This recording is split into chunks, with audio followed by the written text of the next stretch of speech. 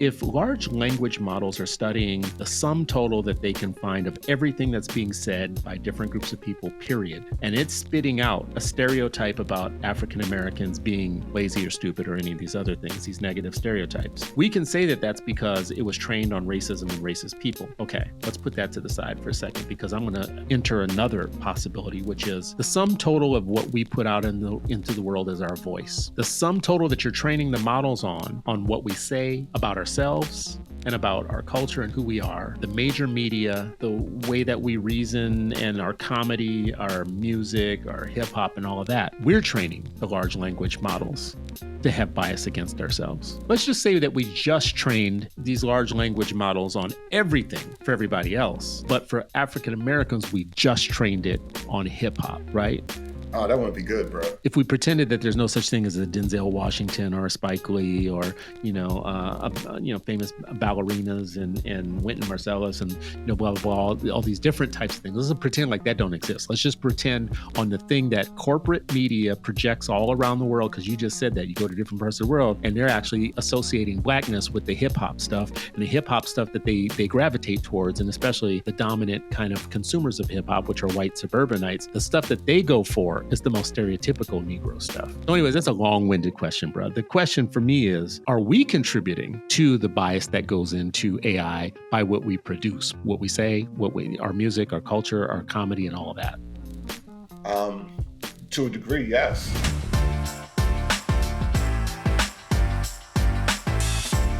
It is Freedom Friday, and you are still not free. Welcome to another episode of Freedom Friday. It is Friday, and you are still not free, but hopefully you will be freer after this hour with Ish and me. We're missing our good brother Sharif El-Mekki this week, but we will see him in 2 weeks.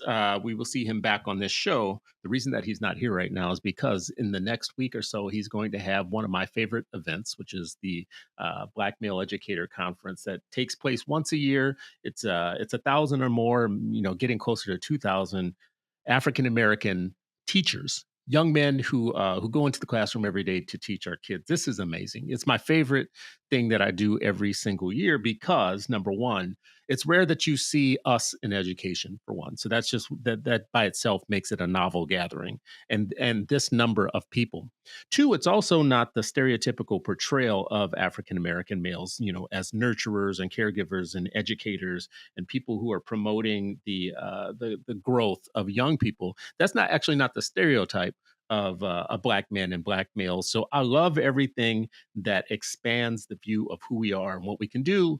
And this is one of those events. I love it. Every year, it's like going to the laundry because, being in education, activism, and advocacy gets old. It gets tiring because we are constantly having to interact with individuals who don't see us for what we fully are, don't see us for our potential, don't see us for our possibilities. So this is a place where I go and I don't have to worry about any of that. I don't have to worry about any of that. It's just a room full of good people, good brothers and sisters who are coming together to have our own agenda when it comes to education for our kids. And I think that's really important. So anyways, that's a commercial. If y'all want to support, though, this is one thing that you can always do is you can go to the Center for Black Educator Development. You can find them online. And what I always tell people is we can all be philanthropists. So everybody should go out and support wherever you can this work because, we don't get all the support that we need all the time. So anyways, today I wanted to talk about something that I think is timely and important, and it's AI. So today we're going to be talking about the groundbreaking study from Nature that should, and Nature is a scholarly publication, and this should stop everyone in the AI world in their tracks, and all of us too. The researchers found that large language models, the same kind of AI that powers chatbots and resume screeners and even courtroom analytics, can be covertly racist. The decisions that they make are really kind of biased towards African Americans. And who would think? What could go wrong when you create a new technology that really is based upon and trained upon the real attitudes and biases and thinking of the world that is already biased against a group of people. Guess what happens when you digitize that? It just puts it on steroids. So here's the catch: models don't respond to skin color or even the word black. They respond to dialects. So when someone writes or speaks in African American English, the dialects with roots in Black communities all across the country, the AI assigns them lower prestige jobs, rates them as less intelligent, and even recommends harsher criminal sentences. So, this is what happens when you have systems that are already crooked. Racially, but then you install large language models, which just amplify the same type of biases that exist in real human beings. And get what I just said now. So you have AI in things like chatbots, but you also have it in things like resume screeners for companies and courtroom analytics, right? So now we are giving the power to robots to be racist, right? Robots are racist. Maybe that should be the title of this particular show. Robots are racist as hell. So Ish, a lot of what we talk about is analog. We're dealing with kids with books and well, don't let me act like I know what I'm talking about. You're the one with kids in the classrooms and young people, and you know what they do. So they are on social media. They have phones. They are participating in the digital world and digital universe. Uh, you know, I want to frame this in terms of what do we do? What do we teach young people? This is always about intellectual self defense. So if I'm going to tell you about this study, and this study is telling you what happens with AI, and AI is going to be everywhere, my question to you would just be around what do we do for intellectual self defense of young people? How do we use educators and education and the science or the discipline of teaching? How do we use that to prepare kids for this particular reality? But let me just ask you a rhetorical question first. It's not rhetorical, really. I'm going to put it out there to you. Are you surprised? Are you surprised that like AI is racist? That robots are racist? No, not at all. And it's actually ironic that you brought that up. The rapper Wise Intelligent, he always puts these like little like things out there, like quick snippets of like thoughts of ideas of what's happening in society. And like a couple weeks ago, he put, "It's fun now, but artificial intelligence has no choice but to develop into a manipulative, impulsive sociopath, considering it's being trained primarily on the psychology, behavior, and perspectives of enslavers, colonizers, war criminals, fascist robber barons, bankers, hoarders, human rights violators, abusers, and the history as written by them. Expect the worst." So it's what you just, What? yeah. So like right there, what you just said, and obviously when I saw that, John, I thought it was right on point because who's programming it, right? What are the major companies that are funding it? Already they've admitted that police would have access to your chat files if ever type of like an investigation happened and they want to have access to what you were typing into that. So it's almost like you're putting it in there, expect it to be on front page, you know what I mean? So that changes the whole dynamic, especially the way people have been using it. But overall, we're talking about a society that's born from this. And of course, if we're talking about what's extended and what's an extension off of it, it's going to reflect the values and the morals and the of the dominant group that created it. And unfortunately, within our current context, we're talking about war criminals, robber barons, bankers, and their interests do not align with the average person, let alone align with Black people as a collective whole. And ultimately will lead towards detriment whether it's job availability or it's just being, caricatured or, stereotyped into a certain box based on the algorithm. So it's like we're automating racism now. We're Well, just automating it. it's a mirror. It's a reflection. You know what I Yeah. mean? Yeah. I mean, it's based on, we think that AI and artificial intelligence is a thinking model. Like it's intelligence on its own. But really what it is it's a great repeater. It actually, it's a fast lookup and a fast output of information that already exists. So it's almost like, it's a parlor trick in a way. It's kind of like we think it's like the Oracle. Like, we're sitting around like, oh my God, it's like fire. Woo, oh my God, look what it can do. And it is amazing what it can do fairly quickly, but um, we should not at this point separate it from the human beings that it was trained on. And the human beings that it was trained on have a lot of biases. This is something that I was told that I don't know 100% true is 100% true, is that the majority of the large language model was trained on Reddit. So Reddit is this big population of people talking about everything, almost everything. So it's probably one of the easiest data sets to kind of harvest for just about camera reviews is something I look up all the time. That's going to be on Reddit.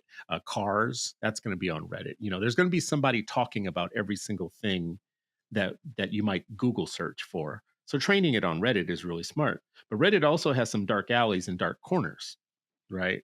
So there's some neighborhoods on Reddit that you may not want to go, just like Twitter or like any of the other ones, right? You might, Black Reddit might be a little different than Aryan Reddit. Who knows? And I don't want to diss Reddit because for the most part, it is informational and there's a lot of great information on Reddit. But so getting back to the question around intellectual self-defense, right? This is the thing that I'm preoccupied and obsessed with right now. When we are talking about education, that's what I think it is. It's intellectual self-defense, preparation for young people for a world that they're going to inherit and enter into that is going to be a little bit like the terror dome. It's going to be a little bit like a competition of sorts of which they're not advantaged in the beginning when they get in, but we can muscle them up before they get there intellectually and get them prepared for things. So a story like this comes up, this AI study, and that's my first question. My really first question about it when I read it. Okay, that sounds bad. I could awfulize it. I could talk about it. Whatever. That's not going to help a single young person advance. So if I was a teacher and you have a hand in training teachers and coaching and whatever. If I was a teacher, I had this on my desktop and I was like, damn, I need to teach a unit about this or more than a unit or whatever. What's my approach and what's my objective with young people with a study like this? Mhm. Well, first thing I would look at, that wise intelligent thing I put up to make it much more digestible for the students and go through why would he make this argument? Like who does program these things, right? What does feed into it? And so like having that like meta background information, I think goes a long way to understand that's just a machine, like we said, that's getting fed in stuff that just really regurgitates and flips it around and uses it in different types of ways based on prompts, right? But at the same time, they should know all the background and context that has, and really for me, that's usually the biggest issue when it comes to even talking about these type of issues or when we're talking about education. Education, I've said this repeatedly, should not be done in a vacuum, right? This is part of life. Like our children, like you said, will have to deal with this in the future, whether they like it or not, right? You can't even go off the grill legally anymore. So when you're talking about the knowledge that they need to know to combat it, they need to be very clear about the history of colonialism, the history of genocide here within this society, right? And even how world powers operate, like reading clips from what Malcolm X when he was sharing his analysis of the global power structure based in Western Europe, right? The same thing in France and the same thing in the United States, and you know what I mean? And I think our students should be aware of this background information in order to understand, okay, so what they're telling me on this chat box when I put this prompt in might not be fully fleshed out thoughts about the reality that I need to know in order to learn about it or to teach it. And so it's very important that the teacher has the background knowledge and is fully aware of all the details that are involved about what they're asking the students to demonstrate that they understand or know, right? And so once you know that, you could tell right off the jump if it's a chat box or AI response, because it lacks the nuance, it lacks the complexity around what the history is, that it might have gaps in its own algorithm around because people aren't asking it or it hasn't been programmed or fed information from certain authors. So like all those things go into factor, but the students need to know that, right? And I would even say developing your own. So there are ways where you can take like a chat and then and put information into it for yourself. That might be a good experiment to see how it goes. And then there's also more than one AI machine like that. So doing the same prompts and then showing the different responses to kind of show that this isn't gospel when it comes pumped out, right? That you should be challenging it, you should be questioning it, but it's also very important that you have a strong background knowledge about what you're asking it, what you're prompting it, so you can guide it correctly based on coming to the desired result that you want. And our students need that skill. So when I look at these studies, I have a strong response to them, strong opinions about them, whatever. What would I do as a teacher to safeguard the fact that I'm teaching kids how to think rather than what to think? Yes. Well, I'm And asking you too. I'm asking you a question like, so I'm a new teacher and I come to you and I'm like, this is some BS. I can't, and then, I even have that quote that you quoted there, or whatnot. So I'm gonna teach my kids from the point of view of you need to arm yourself against this and whatnot. But I might wander into territory where I'm telling them what to think rather than how to think. So if I'm a teacher, especially a new teacher, what do you think I do to make sure I keep my stuff in check so that they actually figure out the answers for themselves? Well, I mean, that's where teacher reflection and self reflection work is so important at the beginning of your teaching career. That's a practice that should have been already implemented during your teacher prep program. You should have learned kind of like how to do that and reflect on lessons and give feedback and receive feedback and everything. But like as a new teacher, there is a thin line, right? Between telling them what they should think and then uh, how to think, right? But the important thing is that's why you want to put it in their hands. You're not telling them the conclusion, but you should also be very honest about why you reached the conclusion and why you're approaching it, right? And that's another thing teachers don't do enough in the classroom when it comes to these type of conversations. It's very important. Like you can't divorce yourself from the lived reality enough as an educator, as anyone, to say I'm completely objective and what I'm showing you is the objective, like non-biased truth. Bias is going to creep its way in there. So how do you mediate that?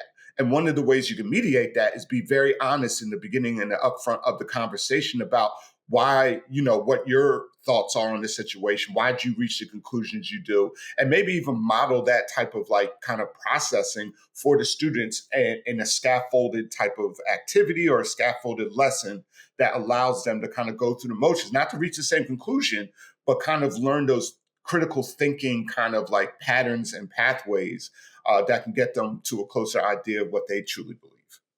I'm going to ask you kind of a dangerous and provocative question regarding this. Feels a little bit like respectability politics when I'm about to ask you, but the studies found that the most common models like Chat GPT-4 and above are outwardly anti-racist, but inwardly kind of they harbor what are considered archaic stereotypes from the 1930s. So they associate the way that young people talk, or not just young people, all people talk with their worth. So African American vernacular English is associated in large language models with the word lazy and stupid, and it mirrors 1930s, kind of stereotypes about blacks. That's something that got picked up in the model that is inherent, it's called ratio-linguistic bias. Look at this. Look at these fancy words coming out today. Ratio-linguistic bias. And I remember years ago, there was like a big thing about Ebonics in being taught in school. And I remember this big argument, national argument we were having. And the real argument was smart and the national argument was really dumb. So I don't want to go too far into that. But here's the provocative question is, if we know for a fact that there's something called racial linguistic bias, which basically means that the way that people sound and the way that they are talking creates reactions that will cost them money, cost them jobs, cost them opportunities. Do we teach young people not to talk black? That is controversial, bro. Yeah, Uh, it is. I mean, like even like the idea, right, of talking black, talking white. These are one of the things that I used to like break down with my students all the time. What does it mean to talk proper, right? You know what I mean? Because if anything, this English that we speak over here is a bastardized form of the King's language or whatever. And so, like, what are we actually pointing to here? And you got to remember, like, the constructs and the conceptual framework of people and like the way they talk, even the way their names, because there's actually studies out there that show if you have a black sounding name, you're more likely not to receive a call back, right? So it's to how kind of like we, and this is how all of us are indoctrinated, have internalized kind of like how the society says people are based on race, based on gender, even, and all those type of like categories. So when you're seeing these type of things, no, I don't think so. If anything, I think that Black language, African American vernacular English, right? If you want to take it the academic term, is really the true American language, developing in unique ways. I mean, come on, John. You know, See, Black folks made that up. John is some stuff y'all made up in Philadelphia that never should have saw the, you know what I think it is? It's I think it's like blasphemous. jumbo prawn. It's like very big shrimp. That's what a John is. Jumbo prawns, very big shrimp. Well, Um, but so that's the let's reality, sit here though. for a second, though. Let's sit here for a minute, right? If we know that there's going to be a material consequence to speaking Black, and I don't know what I speak. I don't feel like I speak African American vernacular English, and I feel like it's been to my benefit in a lot of rooms, and a lot of places that I've been in that I don't, and my kids don't. They trade in popular culture references that have African American roots to them. But in terms of, like, when I travel and go places, just like there's a thick Spanish accent in some places, and there's a thick New York accent in some places, and there's a thick West Coast accent, even though they don't think that they have one. There's two. There's a West Coast hood accent, and there's a West Coast, hey man, accent too. And no one ever thinks they have an accent. You come to Minnesota, and people here don't think that they have an accent, but it's so clear to hear when people come from a different place. And I don't know. I will say it's to my advantage that I don't sound the way that I sounded when I grew up. I'll just say that much, materially speaking. Now, it could be that I lost something in that transfer, and in that re-education. It's quite possible. But if I'm preparing young people for reality, not preparing them for aspiration, right? I aspire for us to have a world in which the future is Black. I aspire for us to have a world in which Africa regains its rightful place as the generator, the battery of all civilization. I aspire to that, but that's not the world that we actually live in. So if I got 32 kids before me in a classroom and I need to put them out into the world and know for a fact that here are all the things that are going to act against you. Let's name them and let's list them. Here are all the things that are going to change your statistics, right? Um, um, that would be a long list for one. But two, to me, it wouldn't be so much in trying to train them to be something specific as much as it is like it's our job to prepare them for the reality. Right, the reality. So the reality is, you just named one of the realities. When you have a Black sounding name and you send out, when MIT sent out 30,000, I think it's 30,000 resumes, and half of those resumes had the top 10 African American names as listed by the Social Security Administration, and the top 10 white names as listed by the Social Security Administration. What they found was that there was a big difference in who got called in for job interviews, even though the resumes were exactly the same. Resumes had the exact same everything on them, right? So that doesn't have anything to do with your background. That doesn't have anything to do. I mean, the qualifications are exactly the same, but the world actually treats you very differently based on your name. I'm furthering my provocative question here to you, which is like, do we stop giving Black names? Ooh. And see this Deontay, Demars, whatever, right? If that's going to make you broke, like, why would I give you a name that's going to make you broken? Now, I'm really pushing on this. I'm being provocative here on purpose, right? Yes. Because what AI is teaching us is AI is revealing the biases that if they train this on millions of people, it's actually giving us the best kind of readout, like a feedback loop of what people actually believe. They believe that when you sound Black, you're lazy and stupid. That's what AI is teaching us. That's what the gross majority of people think. So, anyways, I'm sorry. Go. No. I feel with you this one a little bit. Well, a lot of people talk about this. I think at one time it was called code switching, right? Yeah. I think folks still call it that. Still call it that. They still call it that. See, I stopped paying attention after a while. No, but like, that's because you can't switch.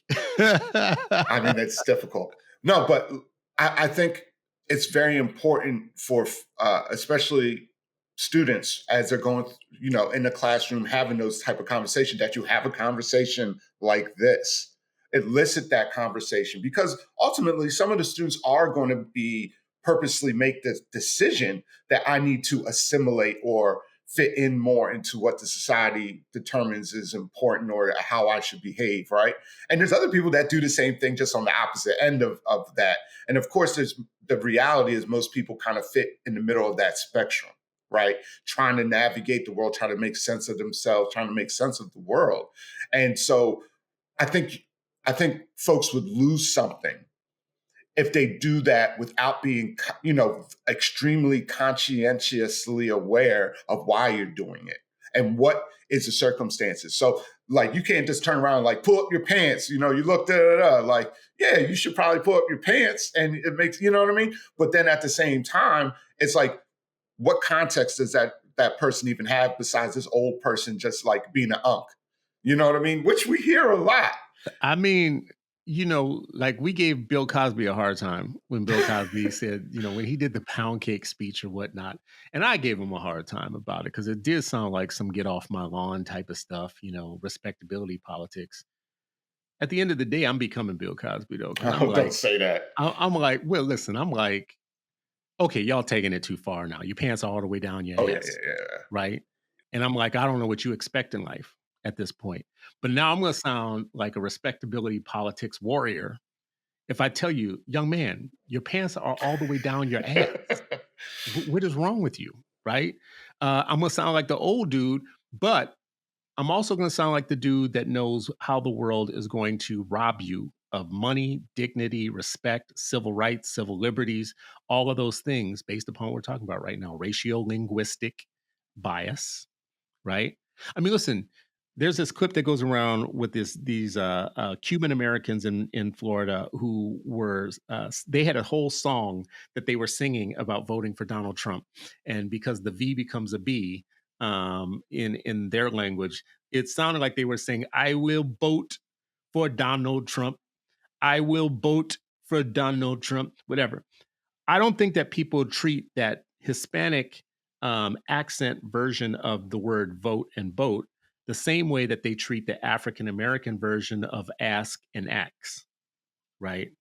You say ax, and there's a whole population that already has just reduced your IQ points. You say boat instead of vote, and I don't know that the same thing happens because the level of anti-blackness is just astounding in the world. That's just my own thing. So I'm not saying it's right, but I'm also saying if you know that, then aren't you derelict to not teach young people not to say ax? I mean, you best believe them children are going to have a teacher that does do that, right? Remember, it isn't just But one do you person. think it's right or wrong? Do you think it's wrong to do it? I think it's wrong. You do? Yes, I Okay, think it's argue wrong. for ax. Yes, asks. Yeah. Instead of ask, let's argue with me about ax. What's the benefit? Well, it's not really necessarily the specific term or the way it's said right there, but generally speaking, the kind of communal, language that exists within the community is a form of way. Like, I know how to say it correctly, but I'm saying it otherwise. It's actually like a psychological strength where you're actually saying, yeah, I know how to, I know y'all say all that, but this how we do, right? This is how we move, like kind of like Kendrick Lamar, not like us. And I think that provides a But I mean, the bottom line is I'm not like Kendrick Lamar. First of all, I'm broke. So let's just start that. Like I'm broke in comparison to Kendrick Lamar by far. Two, you said the word code switching before, right? Yes. Earlier. So yes, and that's a controversial, I think, kind of yes, thing or lesson to teach people, code switch. But I think it's controversial because we think that we're asking African American Black folks, young people, we're asking them to not be themselves, to be something that they're not. And I don't know that that's actually what code switching is, because when I am in a lot of rooms, I hear people speaking the language of money and not money. Those, it's not white and black necessarily, because when you go, for instance, to someone invites you to go to church with them, and it's a different Christian background than you have. For instance, you're Baptist, and someone invites you to go to a Catholic church.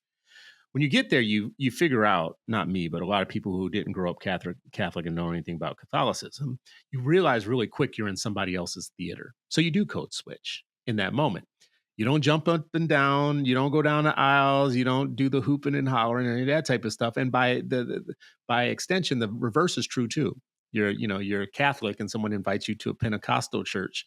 The expectation is the difference between your behavior in a library, in a law office, in a nightclub, in a sports facility, during a basketball game. These are all code switches, right? You don't act the same way on the basketball court on the weekend that you act in your law firm that you work for, right? It's just, and it's not white or black. It's just everybody's code switching, right? It's just that our group might be resistant to any of it because it can sound like a backhanded slap to who we actually are. And it might be. It might be that, or it might just be like in different venues, you act differently. Right. So that's my argument for code switching. What's your argument? Again, let's go back to Acts. Right. Well, I mean, you might code switch and not know how to go back. That's number one, right? Okay, number that's two, Lionel Richie. Yeah, that's Lionel Richie. He left Commodores and he never came back. Okay. It never came back. And it's very important to understand. And I think you talked about this earlier. Like, how are are you able to talk to certain groups in certain contexts if you don't know how to, navigate, African-American vernacular English or whatever, for lack of a better term, or even like the cultural moves, right? Because it's very rhythm to it. There's something more unique, even just like the creativity and the innovation for the use of the language itself. Creating words out of whole cloth that have several meanings and that expand borders, right? Where you have folks overseas singing along to rap songs, knowing slang that developed in, project buildings in New York in the 80s and the 90s, right? That's heavy. And so when let's just stop here for a second. Yeah. Oh, I'm sorry. Go ahead. Finish your thought. No, I'm just saying when code switching just becomes like the ultimate goal where you just need to learn how to behave around white folks, which there is a long tradition of Black folks, talking about that how you interact with white folks is different, right? But still at the same time, I think by explicitly making it like you need to code switch in this situation, it number one legitimizes negative aspects of all sides and it actually limits the innovation. So if you ever watch the Boondocks cartoon, so there's the episode on the third season called The Color of Ruckus. Yeah. And it goes back in Uncle Ruckus's background story. And so Uncle Ruckus thinks that he's white and he has a disease that makes him black. Yeah, they just not giving these good white people the problem. the revitiligo or whatever. Well, in the episode, if you remember, he believes that because from a young age, his mother, in order to build up his self-esteem, taught him that he was white. Yeah. And all the great white inventors and everything, and that, how black is cursed, because she wanted to have him have more confidence in himself. But then in the flip side of that story, you see the father who is going through all this back-breaking kind of like disrespect and like, marginalization in his own life, be abusive to the family. But then at the same time, it becomes like he was really trying to provide, but, his own damage, his own trauma from growing up in this society. Mm-hmm. Yeah, man, I miss the Boondocks. But like, I think it's back, actually. Well, it was supposed to, and then HBO and them said they had creative differences. Okay. Yeah, but like that Uncle Ruckus story, that's the first thing when you were talking about code switch, and I was thinking about that, or even just the psychology of saying, I'm going to name my child Timothy. You know what I mean? Nothing wrong with the word Tim. I know plenty of brothers named Tim, but then I'm going to teach them not to be like them other, them folks. And there's a lot of that going down. So like, I get very concerned. You just code switch right there, though. Who? You did. I get very concerned. No, I mean, no, you code switch because you said them in, but you. Oh yeah. Word, right? But I stopped. Yeah, but like right. Because that's the thing. If you were in a different context, you wouldn't stop. Well, so that's code switching to a degree. It does matter who it does matter who you talk to. My concern is how in the anti-Black society how racialized that concept is. It's like it's another further kind of inability to be truly who you are, truly human, in the same opportunities as other folks who don't have to wrestle with who they are, how they talk. Even my youngest son was going to a public school around here, and we got a call and said, "Oh, we have concern about his speech development." And we're like, "Yeah, I know he says she instead of her sometimes, and her instead of she." And she's like, "Oh no, he'll probably always talk like that based on where he's from." Mm. So you know what I Mm. mean? Like I totally Mm. understand, and of Needs course, like, Jesus. Whoever said that needs Jesus. well, we pulled him out of that junk. Yeah. But Mhm. like that's the whole thing. Like I don't want. Well, I mean, he's gonna have to wrestle with black children before they even really understand and are understanding who they are. Have to navigate these treacherous waters of a society that says they're one thing, said they should be something else, and even makes the argument that they're incapable of being such. So it's a mind psychological kind of messery for Fudge. lack of See, for code better switching word. again. See, we're Yes, code switching, right? yes. On the spot in real. So here's another provocative question. I know within Aryan nation circles, there's a thing called racial realism. It's the white supremacist skinheads, um, old school Aryan nation stuff. And to them, racial realism means that they're supposed to tell the truth about the diversity of America being bad for America. And they say things like, black folks are only 13% of the population, but yet commit 50% of the crime. That's one of their racial realism thing, and it's to train themselves to say the thing that diversity training would have them not say. So it's kind of a rebellion of white voice to say, no, we're going to be realistic. We're going to tell the real truth. Well, first of all, that statistic, I don't even want to mess with that because the statistic is stupid, and uh, they get that twisted, and I don't even wanna go down that rabbit hole right now because it's actually it would make me dumber to actually engage in it, but for people listening, the whole, 1350, kind of analysis that they do is based upon, not talking about the amount of crimes and convictions, but talking about the number of charges and arrests, which is different because the number of exonerations of African Americans is 50% higher than everybody else. So, the number of people that actually get charged for a crime but get let go because there was no crime committed is highest among African Americans. So if you use the number of exonerations versus the number of arrests and charges, it greatly changes your statistic that you're talking about. But anyways, that's an aside. I was getting to the point about what would be our racial realism. Our racial realism would be racially linguistic bias exist in the world. So the way that you talk and you sound is going to cost you money or not cost you money, cost you opportunity, not get you opportunity. That's racial realism. That's not something that we created. We're just being real when we say it. I'm being real when I say it, right? But here's why I get more provocative because this always comes back to hip hop. It always gonna come back to hip hop. Yes. So if you're if large language models are studying the sum total that they can find of everything that's being said by different groups of people, period, in the main, and it's spitting out a stereotype about African Americans being lazy or stupid or any of these other things, these negative stereotypes. We can say that that's because it was trained on racism and racist people.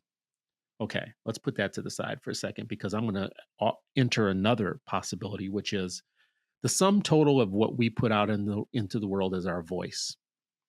The sum total that you're training the models on what we say about ourselves and about our culture and who we are, the major media, the way that we reason and our comedy, our music, our hip hop, and all of that, we're training the large language models to have bias against ourselves, right? Let's just say that we trained these large language models on everything for everybody else, but for African Americans, we just trained it on hip hop, right? Oh, that wouldn't be good, bro. Right? if we pretended that there's no such thing as a Denzel Washington or a Spike Lee or famous ballerinas and Wynton Marsalis and blah blah blah, all these different types of things. Let's just pretend like that don't exist. Let's just pretend on the thing that corporate media projects all around the world, because you just said that you go to different parts of the world and they're actually associating blackness with the hip hop stuff and the hip hop stuff that they gravitate towards, and especially the dominant kind of consumers of hip hop, which are white suburbanites. The stuff that they go for is the most stereotypical Negro stuff, right? They don't buy the, like, you just mentioned somebody there, and I can mention 5 or 6 people. You and I feel like are the only 2 people who know who Paris is, right? If you He's listen to this, good. Paris is a rapper that's got like 27 albums going all the way Yeah, back to the 80s. That's like the Black Panther of hip hop. But how come you don't know him, right? How come you don't know him? Because the corporations aren't shipping him around the world. They're shipping some other stuff. So, anyways, that's a long-winded question, bro. The question for me is, are we contributing to the bias that goes into AI by what we produce, what we say, our music, our culture, our comedy, and all of that? um, to a degree, yes. I mean, it's what gets rewarded. It's what these corporations will back an almost unknown person and give them the best beats and the most expensive producers to put out like 1 or 2 songs, and then you never see the person again. Um, and I think a Trinidad, and I always point to, and this is, and I'm dating myself, but when I was in the classroom, I used to rip out Trinidad James, all gold, everything. I'm like, where did this man come from?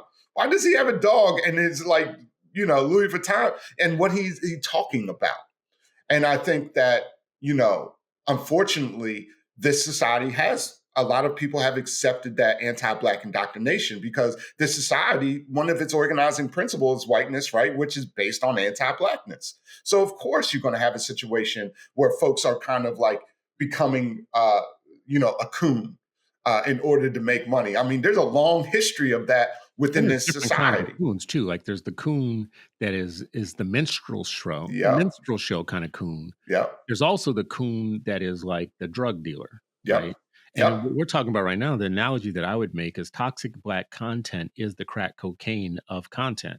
And the people who peddle in it, the P Diddy's of the world and others who flood the market with toxic black content that does nothing to uplift, entertain, enliven us, make us better people.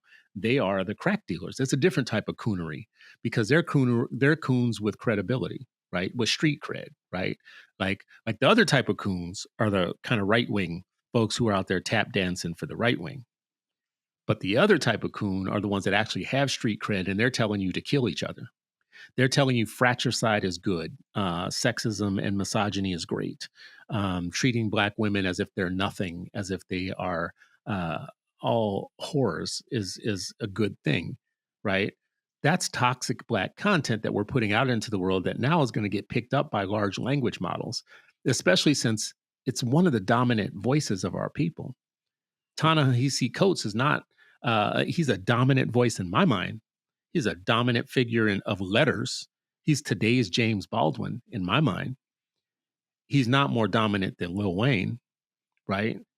He's not saying dumb things like, that Black Lives Matter ain't got nothing to do with me. I got white followers, Or beat it up like Paul or Emmett Till in that right? one verse he Right. had one time. Right. Yeah. Right. I mean, that in itself, what you just said, that is emblematic of what the point I'm trying to make. And the danger of this is, oh, well, you just sound old, or you just sound like you don't get hip hop, or you just don't understand, or I feel entertained by this. I don't care whether you like it or not. Blah blah blah blah blah blah blah. And what I'm saying is, our version of racial realism doesn't care whether or not you find it entertaining or love it or like it. The racial realism is that it's going to come back to bite you in the ass at some point because it lowers your status in society, right? Whether you like it or not. I'm not trying to have respectability politics as a main kind of religion. I'm just saying it is. It is what it is. You show up to a job interview with your pants hanging all the way down your ass and you're trying to get a corporate job. Guess what? You don't get a corporate job. I mean, this isn't rocket science, right? You go into a business meeting and you keep saying ax instead of ask. I'm sorry. I don't make the rules.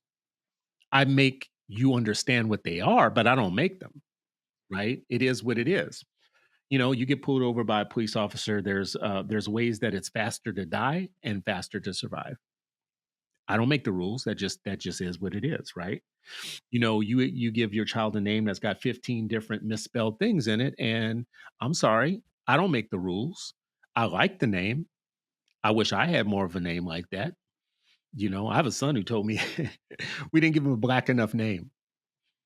Bruh, his name is out of the Bible, and it's not one of the mainstream Bible names. It's like one of the old school. It couldn't be more Negro, right? And he said we should give him a blacker name. And actually, because we're talking about this, I should go back to him and ask him what he meant by a A blacker name. I, blacker I want to name. get some examples. I'll report back to you on the next show what he tells me. But anyways, how can I save myself here, Ish? Because the lesson that I started this by saying we need to teach kids intellectual self-defense, and part of that to me is racial realism, and part of racial realism is telling things as they are, not as things that we want them to be, not us. Well, I aspire the world to be open to us and our full selves in any way we want to be. That's not the world we live in. And as a matter of fact, the us being behind is compounding over time. We're becoming more behind as the world gets richer and more advanced. um, Racial realism will whoop us. So how do I get that message across without it being the Bill Cosby respectability politics, but not also some kind of hotep fantasy, right? Like I got to find a middle ground here. Help me find that middle ground. Well, first, I would say that it's very important, again, and I keep on harping on this, is the contextualization. You just can't just say, this is how you're supposed to be. What's wrong with you? You're going to fail in this society, Hmm. which Hmm. I can bring an example of one of my sons when he was in first grade and the kids were a little rowdy and they're like, be quiet, all y'all are going to end up in jail acting like this in Mm. first grade. And how Mm. many kids are being told that at a young age? So like that's also the adult thing, right? So like even when we're talking about this, That's crazy. we have to do that work ourselves. It Hmm. is Hmm. crazy. And you know Hmm. that was a sister too. So like when we're talking about, Ooh, yeah, I know. ooh, It's a little damn. late in the show to go down that route, Yeah, but damn. there's a lot of that already. That so that level of policing, and granted, those level of conversations, what Bill Cosby was talking about, that should be happening within our community. Now, should it happen on TV in front of white folks? Hell no. And that's my critique of Obama and what he was talking about, putting your marching shoes on and stop complaining. I'm like, why are you telling all these white, saying all this in front of the white folks? Like, you trying to make us look bad? But like that's the mentality, right? There is that like kind of blurry line. It's not clear. Some people take it too far in the sense of like being an unk, like Cosby did. I still disagree with everything, most of the things that he was saying. But then at the same You time, can't because you from Philly. He's from Philly. You can't disagree with the man completely. You gotta like I also went to Temple. It don't, you know what I mean? Like, wow. yeah, I mean, the man engaged in some questionable activities, but when you're talking about like that reality, I think it's just so important to not lose ourselves and become something that we're not in order to fit into a society that even if we did all those things won't truly still accept us. And that's racial realism. I think the racial realism is being honest about what the society is founded on. When Thomas Jefferson wrote all men are created equal, that he did end up having children with his dead wife's half sister who was his slave, who he never freed, who just lived on the back thing of his bedroom. So like all these type of realities exist. And I think it's just, we have to be honest with our students about the context that they're in and be like, yeah, you're going to have to navigate, but then also be very important that your uniqueness, your innovativeness that just comes out of organically by being who you are should not be hampered, should not be contained, should not be directed towards the benefit of a society that truly will never accept you. And for me, that's racial realism. And once you hit them with that, it's more of a conversation about how you're navigating it, because people will decide, F this. Like I refuse to conform to what they say I should be. And thank the Lord that we have, more and more folks like that. Brothers and sisters walking around like that with that mentality and said, I'm not going to be what you say I am. And not only that, I'm not going to conform even to the larger dominant society and what they say I should be.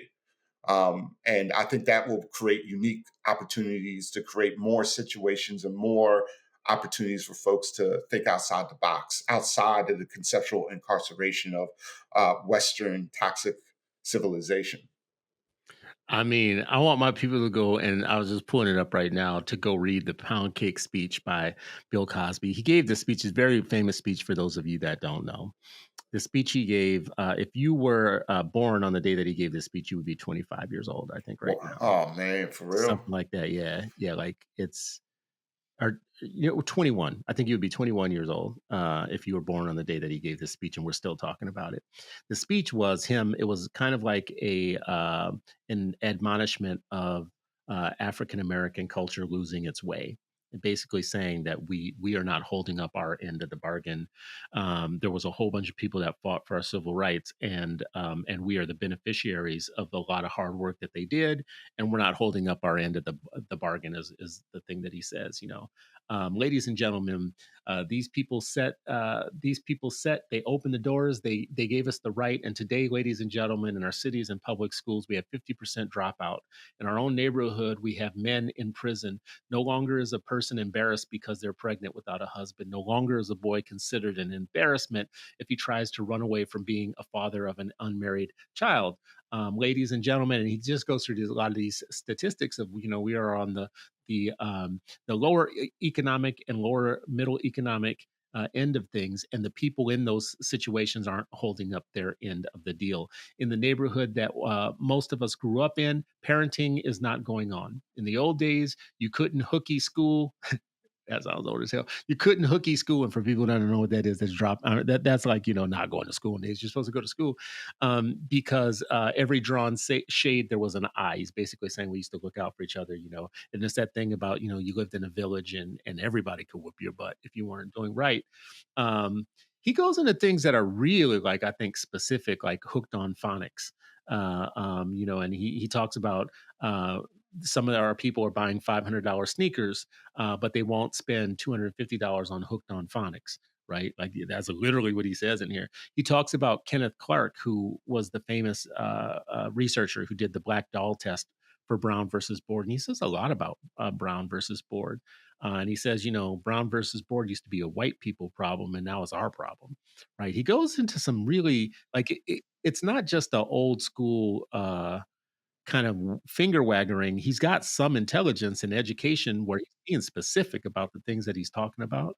And we're going to come back and do this show another time. I was about to say, you don't want me to go in right there, bro, because some of them things already, I'm just like, I think that you could repurpose this exact same pound cake speech and make it sound like it came from Marcus Garvey. Yes. Or from Malcolm X.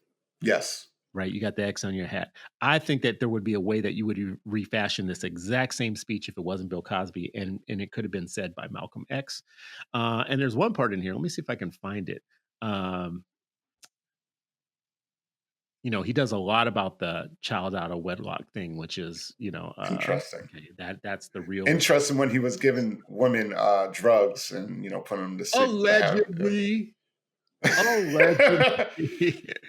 I'm just saying, like this the type of hypocrisy that exists. Like, do what I say, not how I do, type of mentality. I became famous. What's wrong? Well, it's like, what's wrong with you Negroes? That's basically his argument. And he's like, we used to be good, and it's like now it's our fault. It falls into this narrative that somehow Black people need to correct themselves to fit into what this society is. And granted, that's a huge conversation, but we're not having that conversation explicitly. Is assimilation the goal? Is it integrating into this burning house? Wait a second. The paraphrase. In this speech, he's not asking anybody to assimilate. He's asking. He is on the slick. No. Yeah. Okay, people listening to this right now, we're going to come back in another show. But I want y'all to read the pound cake speech, because nowhere in here is he saying we need to be more like white people. What he's saying is we need to behave like ourselves. He's basically saying we had our own standard, right? Black neighborhoods, Black businesses, Black schools, Black churches, whatever. It wasn't about trying to be white. It was about trying to be Black. Well, trying to be human. Yeah. But he leaves Black people of our rightful place by these were our values. but then he leaves out a whole storyline of the backlash after civil rights.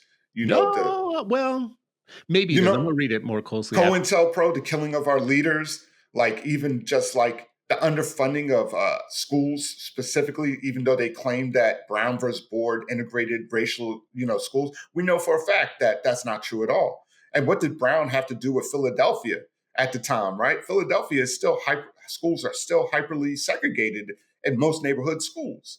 Like that's not by accident. White flight, the creation of Catholic schools, the calls for vouchers now. Like there's a thorough line that shows that there has been a consistent, uh, coordinated kind of attack on the Black community. And to leave that out and say something's wrong with you people, I think falls right back into kind Okay, of the it's our anti-Black next show. It's our pathology of next show. this We're gonna society. do pound cake because it's long. First of all, I'm looking at it. I forgot how long it actually is.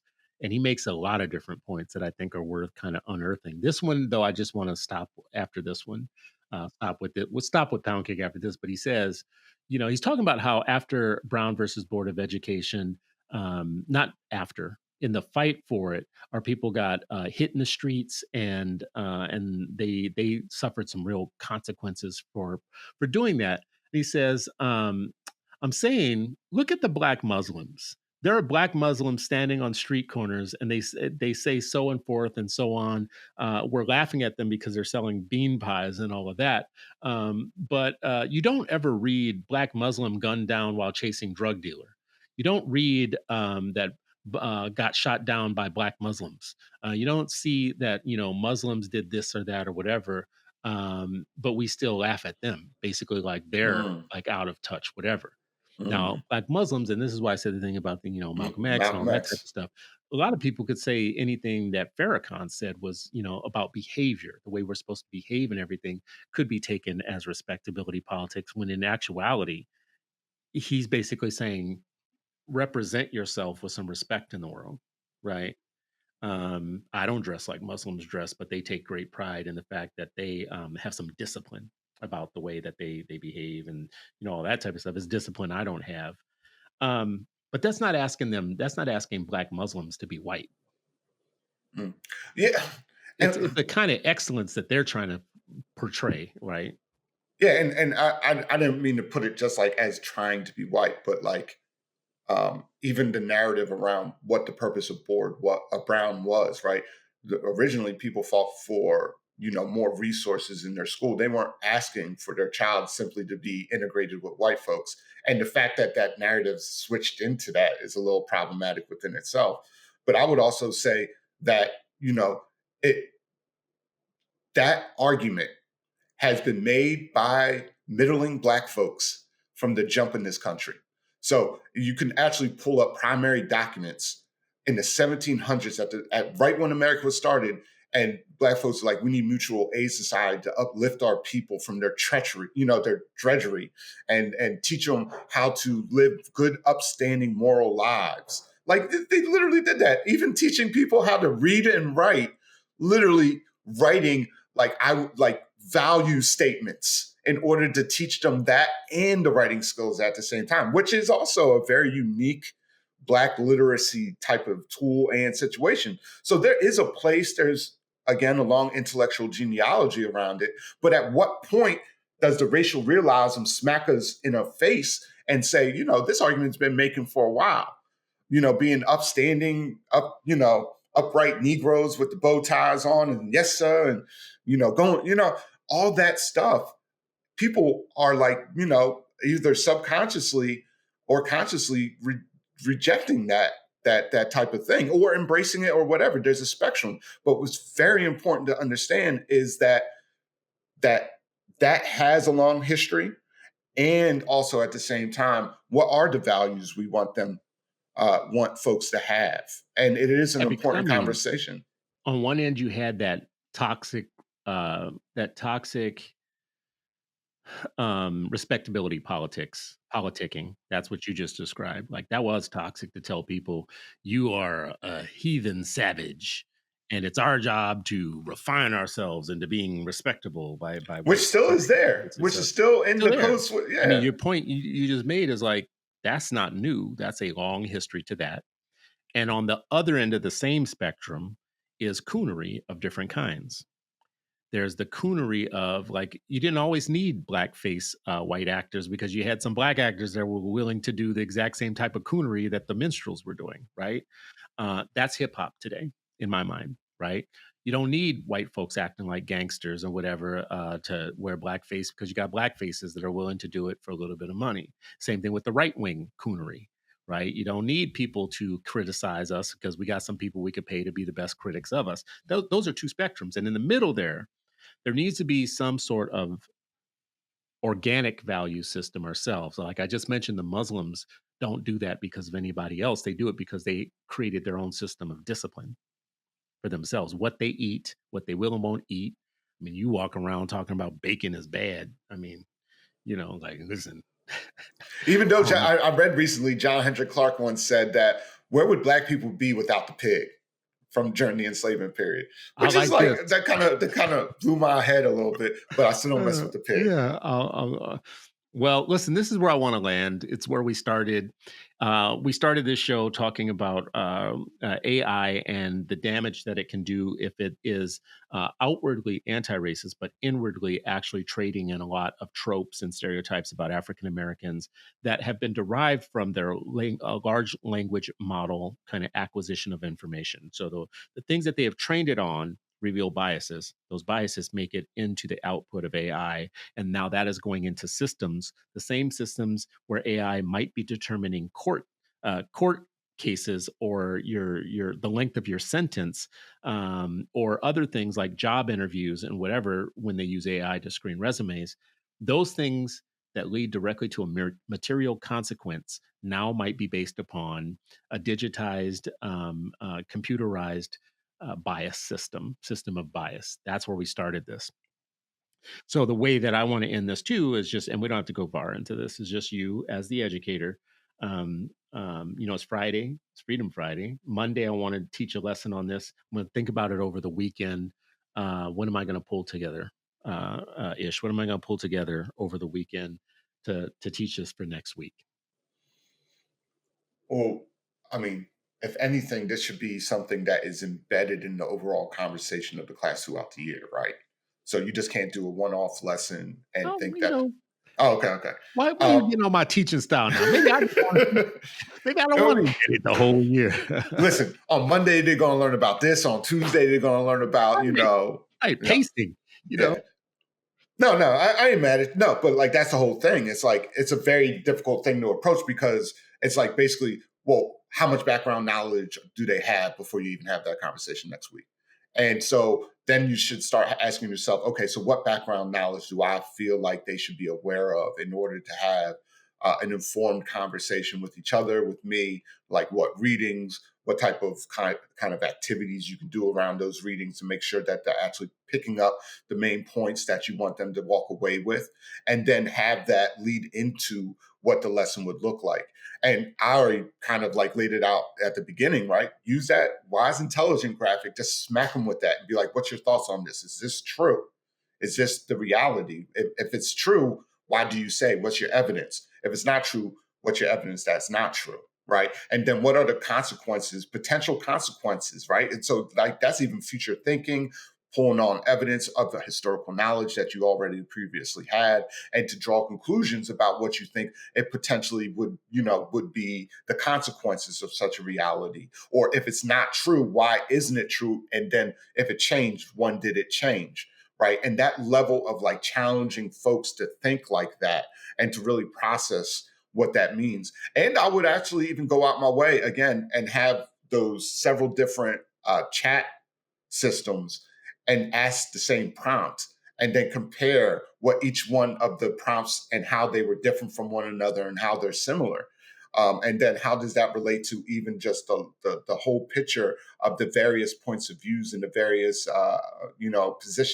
positions that folks are coming into conversations, to understanding the world and to acquiring knowledge. And that's a great philosophical situation right there. And listen, we could just throw in quantum physics now and talk about how time actually doesn't move linear; it actually folds on itself, right? If you really want to mess up the kids' heads.